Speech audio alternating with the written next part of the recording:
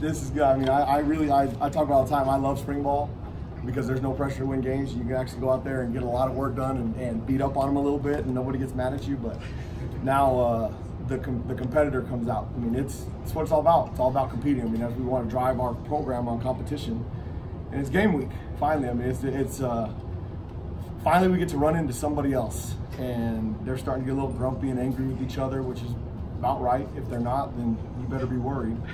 So it's fun. We got a good opponent coming in. Exciting week. Sunday was like Tuesday. So how will you measure success? Like, what are the key ones? But beyond that, one less point. I mean, that's the ultimate goal. We win all by 1 point, we're going to be happy. I don't like to give statistical goals because, I mean, if you watch the 2 games that were played on TV last night, shoot, in the last game, Hawaii against the anti-200, it was over 1,100 yards total offense. I mean, that's a nightmare. I'm watching that thing going, oh my God. I mean, they're running up and down the field. You get 6 turnovers and lose. I mean, that goes against every football principle there is. And then the earlier game, Miami and Florida. Florida throws an interception with 4 minutes to go in the lead. I mean, there was a ton of missed tackles. I'm concerned about that just because of, I mean, you're tackling somebody else. We're used to where our guys, the moves that they make after 24 practices, we're used to how they react. So now we're going to go against somebody else. So we have goals and aspirations to do the things that we talk about nationally. Then we better get our minds right and play well. I mean, I hope we freaking stone them. I mean, that's what I go into every week. And when they get a yard, it drives me crazy. I mean, I hate it. So they understand that. Our guys understand it. I think they have a lot of the same mindset. Practice started off pretty good today. We did some stuff with the tempo stuff. I mean, Kent State, they try and go 1,000 miles an hour. They try and snap the ball about every 13 seconds. It's a well-oiled machine when they have it going. It's out of the Dino Babers family. Coach Lewis is in his 2nd year, much like us in the program. He's trying to establish what they want. The tradition, I mean, they had in 2012, they had a great football team that won 11 games, and they're trying to match that success. And he's trying to build it from the ground up. I think he's done a great job. If you look at their coaching staff, he's hired a lot of young guys. They're all from Ohio, where they were able to go through all of the great high schools in Ohio and build up. They've really upgraded their talent over the last 2 years. They played a lot of young players last year. They've got a good quarterback, Woody Barrett, who's a transfer from Auburn. I mean, he was a 4-star kid out of high school. That, I mean, he's a big old kid, and he'll try and run you over, and they do some stuff that gives him a chance to be successful. They go fast. We've got a great challenge. I mean, the Joel Wood, the running back, ran for over 700 yards last year. They got another gentleman by the name of Craig Moore. I've been reading all of their stuff online. I mean, I'm a Kent State stalker right now. I mean, every article they got, I'm trying to figure out who's doing what and how they're doing it. And they've got a 5'9", 230-pound running back that's a redshirt freshman that I think can come in and cause some problems. So our boys have a great challenge ahead of them, and it's the coach's job to make sure they don't think it's going to be easy, because Kent State's going to be a good football team coming in here, and it'll be a lot of fun. Coach, you talked about last season here in linebackers, especially where a lot of youth across the board. How would you see the transition and growth between year 1 and year 2? I've seen those guys. I think our freshmen, their sophomores, a lot of those guys are our leaders. I mean, Darian Butler's a captain. Kobe Williams has been here for 3 years. He's a captain. The young linebackers, they played a ton of snaps last year. Most in the nation for a combined linebacker core of freshmen. They've got a lot of experience. Now they have some strength behind them through being a year in the weight room. So my expectation for them, they kind of know now they can't never satisfy me, because when they do something even minutely wrong, I mean, I bark down their throat, and they're starting to understand and take it the right way instead of getting their feelings hurt. I mean, we're ruining society by being so nice to everybody, but when they get their feelings hurt, they're starting to understand that they can get a little thick skin, and we'll be better for it. Merlin and Darian have done a nice job through fall camp, but we've got a long way to go. I mean, if those boys in the locker room think that we're really good, then I've done a terrible job coaching. And they know what we have to prove to be who we want to be. So they won't be arrogant. I promise you that. We'll find a way to make them confident, but they won't come in thinking they're better than they are. We haven't done anything yet. From your perspective, what impresses you about Jaden Daniels? Just his composure, especially as a freshman, a true freshman. Leadership, the way he commands the huddle. I stand back there behind the defense, and I can sit in there and listen to him command the huddle, and they listen to him. He gets their attention when he's talking. When they're not on the ball, when they're over there on the sideline, if somebody's not paying attention, he'll call them out. And when they gravitate to somebody like that and he gets their attention, you have a chance. Now, I mean, the kid has a lot of pressure on him. There's a whole bunch of people around here putting a ton of expectation on him. Don't forget he's a true freshman. He's never played a Division I college football game with the speed he's going to face on Thursday night. Now, he's got a chance to be really special, and I think I said it when we recruited those guys. We recruited 3 really, really good quarterbacks. And I think one of them has a chance to be really, really elite.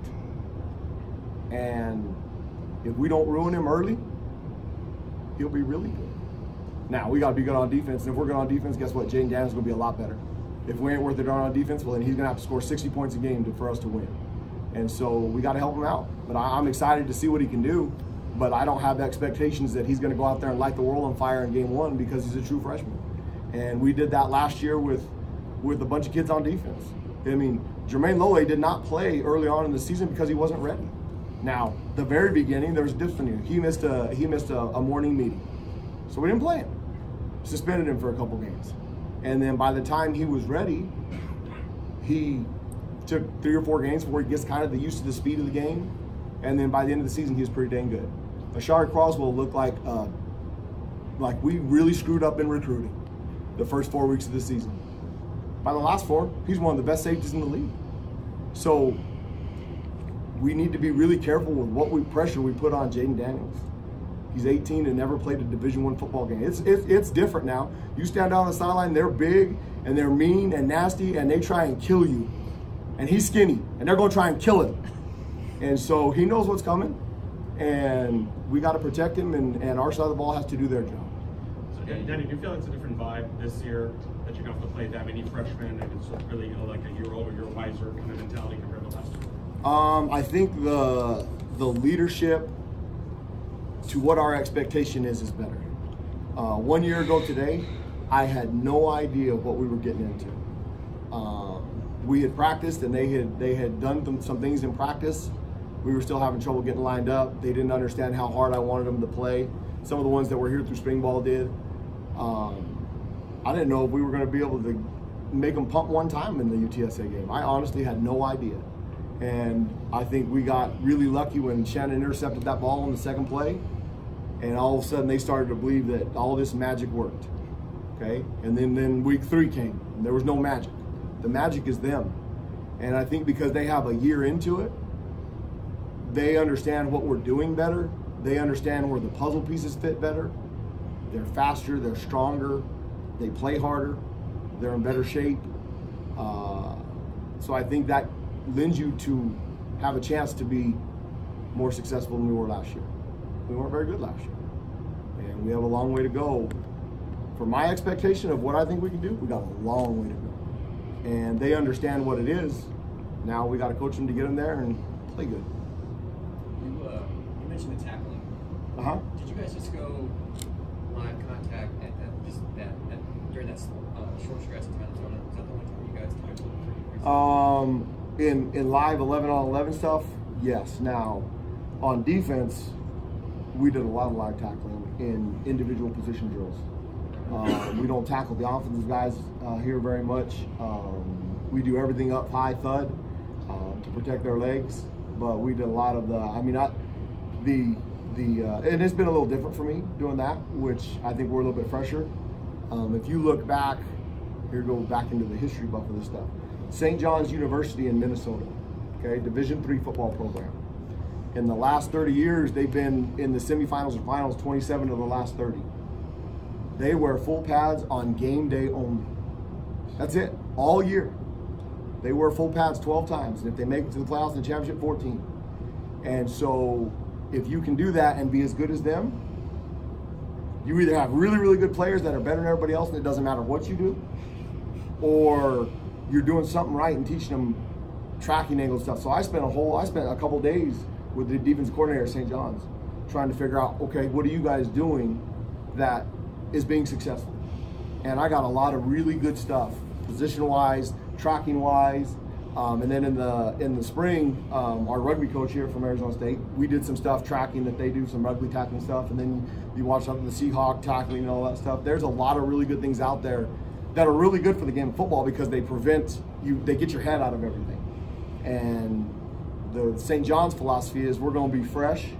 Now, there are some other disadvantages. It gets dark there at like 4 in the afternoon, and it's a very high academic institution, so they get to practice for about 45 minutes. So they don't get to do a whole lot. And they're still making it to the championships every year. So I took as much out of that. I mean, I think seeking knowledge, the more you can get. So the way we play, the expectation of how hard we play, we're going to have guys miss, the first and second guy miss, and I'm okay with that. The third and fourth guy better kill him. And that's the expectation. So run to the ball, be mean and nasty, and see what happens. Where did you go visit the St. John's? He came out here, actually. He came out here and spent 2 days. Recently? During the spring. During the spring. It was awesome. So is it a concern going into a game just when you haven't had that type of tackling? I think I'm concerned going into every game how we're going to tackle. Not that the part of the practice stuff, that doesn't bother me. It's if they play hard and we coach the angles right and the tracking, that's not an issue. And playing hard eliminates missed tackles. 3 and 4 guys there, they can't make them all miss. If you don't stop your feet and run through them, they can't make them all miss. Now, we don't break down around here. I don't teach that. I want somebody to fly and run. If there's a wall right there, run into it. And they've got to understand that that's the tempo. And when everybody's doing that, the athletes, they're too good these days. If you try and slow down and match their footwork, you got no chance. Break down on a guy like Benjamin, he's going to embarrass you. So we show our guys all that stuff. I mean, run inside out, get everybody there, and when you get there, hang on, see what happens. Cause a turnover, be around the ball, we'll get it. I asked Rob to talk about his opinion about MAC football because ASU doesn't play a MAC team that often. What are your thoughts on the caliber of football in that conference? I think it's outstanding. Being from my previous school, we had a lot of guys that played crossover games. So I've seen a lot. I mean, Toledo, Dino Babers is one of my really good friends. And when he was at Bowling Green, exchanged some tape with them. I think it's really, really innovative. I mean, if you look like, he's from the Dino Babers tree, Sean Lewis is. They have to give their kids, very similar to what we did at San Diego State, they have to give their kids something to be able to compete at a higher level. Well, they've decided offensively, schematically, they're going to go 1,000 miles an hour and see if they can score as many points as they can score. And they're very well coached. If you watch, get on YouTube, the receivers catch the ball, they sprint the ball over to the referee, they hand it to him, and then they jog and get lined up. Your guys are usually still trying to pick themselves up off the ground, and that it detracts from what we teach. I want all 11 of them to be there and try and jump on the pile, and the more you land on them, by the end of the game, it hurts. Well, you got a wide receiver who saw he's not going to make the play, but he turns around and he sprints to get lines up, and you got a corner on the other side of the field, he's got to run all the way over there and get lined up. It takes a lot of extra energy. That's an advantage they have. It's smart by them. Okay, they're going to be outmatched a little bit when they play. Look, if you look at their schedule, they come here and play us. They play Kennesaw State week 2, who's a triple option team who is really good and trying to defend the triple option. And it's no fun. And then they got Auburn and Wisconsin. So they have to give their kids something to help them be competitive. And they're a really good football team, and they're going to come in here. They're going to be on high and think, you know what, we're going to go down there, we're going to beat Arizona State. So, I mean, we've got that sign on there, Ben, hope all ye who enter here. Well, we better make them believe in it. I wish, I look at the weather forecast, it's like 104, I wish it was 120. You talked a lot about the sophomores that you're relying on. Yes. Is that typically the year that you see the biggest jump, like freshman and sophomore? No, I think it's sophomore to junior. Really? Wow. I think the speed. You get bigger, you get faster, you get stronger. You identify the game of football better. You spend more time in the meeting room. See, these guys, when we get them in college, we get them for 4 hours a day, we get them 20 hours a week. The more meeting time we have, the better. You can get so much better mentally and be better on the field if you pay attention to the meeting and if the time is structured right. In the fall, I mean, in the spring now, we get 8 hours a week, so we can get them 2 hours in the classroom. You can get so much better if you use that time appropriately, okay? So now you've got 2 years of meeting time. By the time those kids are juniors, they start to max out between sophomore and junior year, and then senior year, usually they plateau because all the expectations they have. Now, you got some that just have a high ceiling and keep going. But your 3rd year, you should be at your peak performance and then build on it after that. So I think those guys have a lot of upside, but they still have a lot of upside to keep going. And I mean, we're trying to build something around here. It's a process, and they still. I mean, I'm gonna keep beating it in their head. Play hard, fly around, be mean and nasty, and fly around. And now that they understand what I'm talking about, and we've been able to show stuff, proof of why things work. I mean, here's a perfect example in the meeting room today. I mean, I stayed up last night and watched that game on the very last play of the game. 10 seconds left to go. Okay, Hawaii runs a stunt, what we call here, where the nose tackle loops out, like DJ Davidson. He runs past the quarterback. He'll take scrambles. He's coming down the field. That nose tackle who ran is sprinting his tail off. Okay, there's a linebacker that's jogging that has a pretty good angle. He sees that that Khalil Tate's going to break, so he tries to speed up. Dives, doesn't make the play. 49, the nose tackle, he's still flying down the field. Okay, safety comes in from the outside. He hits Khalil on the 1 yard line. Khalil has all the momentum going forward. The nose tackle splats him from behind. It's down on the 1 yard. They win because a guy 40 yards away from the play busted his tail. And when I first got here, we would throw a ball 60 yards down the field, and I'm screaming at the nose tackle, "What are you doing? Run, go!" I'm chasing him, pushing him from behind, knocking him down. And they were looking at me like, "Coach, I ain't ever gonna make that play. Why do I need to do this?" Because you don't know when you're gonna make an impact. You don't know. If your muscle memory is every time you turn and run, they run a receiver screen, guess what? Bam, you hit him right in the mouth. He doesn't see it coming. That's the expectation they've got to come to. And when you get tape like that to show it to them, here it is. Poor Dan Wayne. Midnight last night, my phone. Hey, I need the Hawaii game for tomorrow morning's meeting. I told you I'll wear these guys out, so they should have never gave me their cell phone. And so we had it. They do a great job. They got it. Coach Edwards. I come in all fired up, 5 o'clock this morning, telling Coach Edwards, "Did you see?" We talk about it. We show it to the team. We show it to the defense. We show every chance you get. See, when you see somebody have success doing what we want to do, playing hard. I thought Hawaii played pretty hard, and they won. So that's the expectation. Jack Jones progressing in the new system. Coming a lot further along than what I anticipated. Here we go, Jerry, Magic Beans. They told me 4 weeks when he got here. He was able to take some reps with the 1s and 2s today. Now he's really sore. So you got to give Jack Jones a lot of credit for how tough he is, because they did an MRI, all that stuff. There was some pretty severe stuff in there, swollen, and he's able to fight through it. I think that's a very positive sign. We've got some kids that are fighting through some of those things. You have oftentimes that a kid gets an inch, they're going to take it and take time off. I can't go, my ankle hurts. I need to be 100%. Well, I got bad news for these guys. After Thursday, ain't none of them going to be 100%, and if they are, then we stink. Because football is a mean, nasty game, and you get beat up week after week after week, and the strong survive.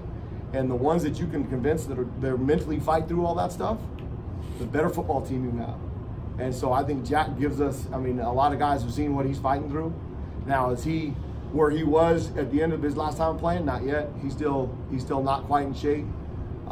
He's still lacking a little bit. You can see his still slowing down a little bit. There's a chance he could play on Thursday night. We'll see over the next 2 days how he progresses a little bit more. But I'm going to give him credit more so than Jerry, because he's only been here for a couple weeks. He must have had some magic beans in his pocket, because he's a lot further along than we thought. So and the other thing is he's in there every day, morning, night, trying to get as much treatment as he can. I think he's wearing those guys out, which I love. So it's good. What's your take on the improvement of Mike Matus? I think it's awesome. When that young man, okay, now he committed to the previous staff, and we honored the commitment, and I had a good conversation with him and his mom when they came back out. They'd already used their official visit, but they flew back out here because they wanted to meet the new coaches. and I had a really good meeting with his mom. And I told her my expectation and where I thought Michael Matus fit in our program. And for a mom who loves her son, and then you have this new coach that comes in and lays down the law of what his expectation is, and it may not have fit into what they thought they were getting into. And she looked me in the eye and she said, "Coach, it's done. He'll be ready." I said, "I need him to be up 260 pounds by the time we start the 2019 season." He weighed 261 pounds this morning. And he did it right. He came in at 233. And there's some kids that can carry that weight. There's some kids that ruins them. He has busted his tail and he's done it the right way. It's been about a pound a week, and I've been hounding him since he got back in January. "Where you at, Mike?" 248. "Where you at, Mike?" 248. "Where you at, Mike?" 247. "Going the wrong way, Mike." I mean, every day. And he got up to 260, and he comes and tells me now every day what his weight is. I don't even have to ask. And the fact that he's been able to maintain that through camp, because he's got some quick twitch stuff that you can't teach. And he gives us an ability to do some stuff on third down with him and Jermaine in the game that we didn't have last year. And he's from a really good football program in Katy, Texas, where they treat him the same way I do. They have the same beliefs. They're mean and nasty, and they make him run through walls. And so he only knows one way. So when I bat my eye, I mean, he don't even bat an eye when I get upset or when I tell him he ain't going hard enough. He gets it. And so I'm excited to see him play. I mean, he's hungry. He didn't get to play last year, and so he's chomping at the bit to get in the game. So I'm really excited to see what he can do. We got 7 guys up front that I think can rotate. We'll see how productive they are, and then as the productivity comes, we'll determine their roles. I think we've got some that have a chance to be pretty good. Got to get pressure on the quarterback. I mean, our big thing, we made a big emphasis this year. We were 42% on third down last year. That's the worst I've had in my coaching career, 42%. That's not very good. It's terrible, as a matter of fact. It's almost 50% of the time they're converting a third down. You need to be around 30% to be good on defense. 2 minute. We gave up too many plays in 2 minute last year. I won't go through all of them right now, but the ones that glaring to me, SC, you can't ever give up a 40-yard touchdown on 4th and 5. Learning experience, that was my fault. That's not Cam Phil's fault. But now if it happens to him, I'm gonna choke him out because it's his fault. He understands the expectation. He knows what the situation is now, so I don't see it happening. It'll never happen to him again. So there's been a big emphasis on camp through that to make sure we understand the situation. Do they need a field goal? Do they need a touchdown? Is it the end of the half? What can we give up? What we can't give up? I mean, if they need a field goal, you can't let them get a yard. They didn't understand that last year. Last year it was, okay, we're trying to do so much stuff. We're calling regular defenses. We're teaching. We're talking about it. Now we got them through a full offseason of it. They understand. So the situational defense, it will be so much better. I think Coach Edwards does a great job. We do so many situations around here. The kids are prepared for everything. And so I think those are the things that we really want to focus on and see a big improvement.